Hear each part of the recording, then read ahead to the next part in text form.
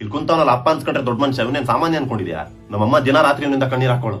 ಮಾಡ್ತಾ ಇದ್ದಿದ್ ಕೂಲಿ ಕೆಲಸ, ಆದ್ರೂ ದಿನ ಎಣ್ಣೆ ಬೇಕು. ಹುಟ್ಟು 25 ವರ್ಷ ಆಯ್ತು, ಇವತ್ತರೆಗೂ ಮಗ ಅಂತ ಒಂದಿನಾದ್ರೂ ಮುದ್ದಾಡವನ ಕೇಳು. ಸ್ಕೂಲಲ್ಲಿ ಪೇರೆಂಟ್ಸ್ ಟೀಚರ್ ಮೀಟಿಂಗ್ ಬಂದವನ ಕೇಳು. ಇದು ಯಾವ್ದು ಬೇಡಪ್ಪ, ಸ್ವಂತ ಮಗ ಅಂತ 2 ನಿಮಿಷ ಪ್ರೀತಿ ತೋರಿಸಿದನ ಕೇಳು, ನಗ್ತಾ 2 ನಿಮಿಷ ಮಾತಾಡಿದನ ಕೇಳು. ಏನಾದ್ರು ತಿನ್ನಕ್ ಕೇಳಿದ್ರು ಕೊಡಿಸ್ತಾ ಇರ್ಲಿಲ್ಲ ಗದ್ರವನು. ಬೆಳಗಿನ ಎದಳಕ್ಕಿಂತ ಮುಂಚೆ ಮನೆ ಬಿಟ್ಟು ಹೋಗೋನು, ರಾತ್ರಿ ನಮ್ಮಮ್ಮ ನಾನು ಮಲಗಿದ್ಮೇಲೆ ಮನೆಗೆ ಬರೋನು. ನನಗೆ ಏನಾದ್ರು ಬೇಕು ಅಂತಂದ್ರೆ ನಮ್ಮಮ್ಮನೇ ಎಲ್ಲ ಕೊಡ್ಸೋಳು. ನನಗೆ ಒಂದ್ಸಲ ಅನ್ಸೋದು ಈ ಮುಂಚಿನ ಅವಶ್ಯಕತೆ ಇದೆ ನನಗೆ ಅಂತ. ಹೊಡೆದವನೇ, ಬೈದವನೇ, ಒದ್ದವನೇ, ಯಾವಾಗ ನೋಡು ಸಿಡಿ ಅನ್ನೋದೆ.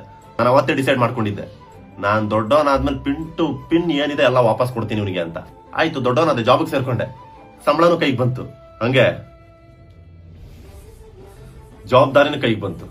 ನಾನ್ ತಿಂಗಳ ಪೂರ್ತಿ 1000 ರೂಪಾಯಿ ದುಡಿದ್ರು 1 ರೂಪಾಯಿ ಉಳಿಸ್ಕೊಳಕ್ ಆಗ್ತಾ ಇಲ್ಲ, ನನ್ನನ್ನು ಸಾಕೊಳಕ್ ಆಗ್ತಾ ಇಲ್ಲ. ಅಂತದ್ರಲ್ಲಿ ದೊಡ್ಡ ಮನುಷ್ಯ ಕೂಲಿ ಮಾಡಿ ಬರ್ತಾ ಇದ್ದಿದ್ 300 ರೂಪಾಯಿ ಇವನು ಸಾಕೊಂಡು 8 ಮಕ್ಳು ಸಾಕೊಂಡು ಅವ್ರ ಅಪ್ಪ ಅಮ್ಮನೂ ಸಾಕೊಂಡು. ಅವಾಗ ಅರ್ಥ ಆಯ್ತು, ಚಿಕ್ಕ ವಯಸ್ಸಲ್ಲಿ ಯಾಕಪ್ಪ ಮನೆಗೆ ಬರ್ತಾ ಇರ್ಲಿಲ್ಲ, ಯಾಕಪ್ಪ ನನಗೆ ಟೈಮ್ ಕೊಡ್ತಾ ಇರ್ಲಿಲ್ಲ, ಯಾಕೆ ಕುಡಿತಾ ಇದ್ದ, ಯಾಕೆ ಯಾವಾಗ್ಲೂ ಸಿಡಿ ಅಂತ ಇದ್ದ, ಸ್ಕೂಲ್ ಫೀಸ್ ಇವತ್ ಕಟ್ಟು ಅಂತ ಕೇಳಿದ್ರೆ ಯಾಕೆ ತಿಂಗಳು ಬಿಟ್ಟು ಕಟ್ತಾ ಇದ್ದ, ಏನಾದ್ರು ಕೊಡ್ಸಪ್ಪ ಅಂತ ಕೇಳಿದ್ರೆ ಯಾಕೆ ದುಡ್ಡಿಲ್ಲ ಅಂತ ಇದ್ದ, 10 ರೂಪಾಯಿ ಕೇಳಿದ್ರೆ ಯಾಕೆ 1 ರೂಪಾಯಿ ಕೊಡ್ತಾ ಇದ್ದ, ರಿಲೇಷನ್ ಅಲ್ಲಿ ಯಾರ್ದಾದ್ರು ಮನೆ ಫಂಕ್ಷನ್ ಇತ್ತು ಅಂತಂದ್ರೆ ಯಾಕೆ ಬರಲ್ಲ ನೀವೇ ಹೋಗಿ ಬನ್ನಿ ಅಂತಿದ್ದ, ಅಮ್ಮ ದುಡ್ಡು ಕೇಳಿದಾಗ ಯಾಕೆ ಬೈತಾ ಇದ್ದ, ಯಾಕಪ್ಪ ನಗೋದನ್ನೇ ಮರ್ತೋಗಿದ್ದ.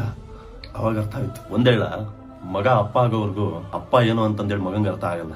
ಜೀವನ ಪೂರ್ತಿ ನಮಗೋಸ್ಕರ ಹಗ್ಲು ರಾತ್ರಿ ಮನೆಗೆ ಸೇರಿದಂಗೆ ದುಡ್ದವನೆ. ಬಾಡಿಗೆ, current bill, water bill, loan, ಆ ಸಾಲ ಈ ಸಾಲ, ಕಮಿಟ್ಮೆಂಟ್, ಹೆಂಡತಿ ಖರ್ಚು ಮಾಡು, ಮಗನ್ ಖರ್ಚು ಮಾಡು, ಸ್ಕೂಲ್ ಫೀಸ್ ಕಟ್ಟು. ಬರೋ 300 ರೂಪಾಯಿ ಸಂಬಳದಲ್ಲಿ ಇಷ್ಟೊಂದು ಕಮಿಟ್ಮೆಂಟ್ ಬಂದ್ರೆ ಯಾವ ಬೋಳಿ ಮಗ ತಾನೆ ಸುಮ್ನೆ ಇರ್ತಾನೆ? ಬೇರೆ ಯಾವನು ಆಗಿದ್ರೆ ವಿಷ ಕುಡ್ದಿರೋನು. ಪುಣ್ಯಕ್ಕೆ ಮನುಷ್ಯ ಬರೀ ಎಣ್ಣೆ ಕುಡ್ದವನೆ.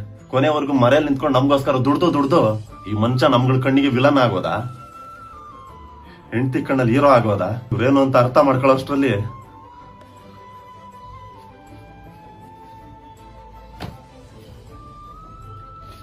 ಚಿಕ್ಕ ವಯಸ್ಸಲ್ಲಿ ಮನೆದೇವ್ರು ಬೆಟ್ಟಕ್ಕೆ ಹೋದ್ರೆ ಮೆಟ್ಲು ಹತ್ತದಕ್ಕೆ ಅಪ್ಪ ನೀನ್ ಫಸ್ಟ್ ನಾನ್ ಫಸ್ಟ್ ಬಾವ್ ನೋಡೋಣ ಅಂತಂದೇಳಿ ಕರೆದ್ರೆ ಇಲ್ಲ ನನ್ ಕೈಲಿ ಹತ್ತಕ್ಕಾಗಲ್ಲ, ಮೆಟ್ಲು ಕಾಲ್ ನೋವು ಅಂತ ಹೇಳೋನು. ಈಗ ನೋಡು, 1 ವರ್ಷ ಆಯ್ತು,